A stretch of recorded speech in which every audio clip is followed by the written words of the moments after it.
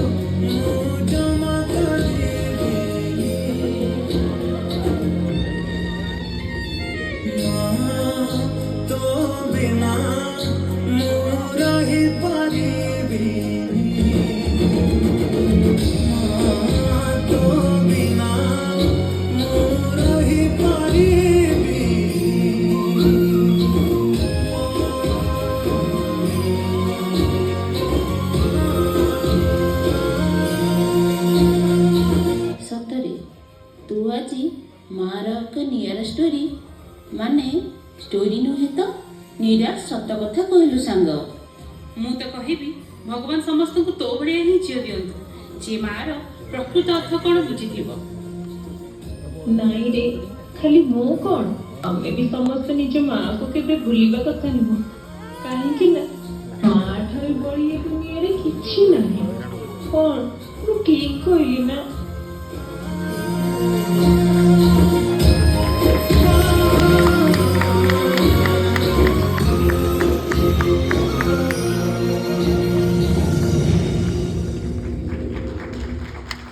बहुत सुंदर।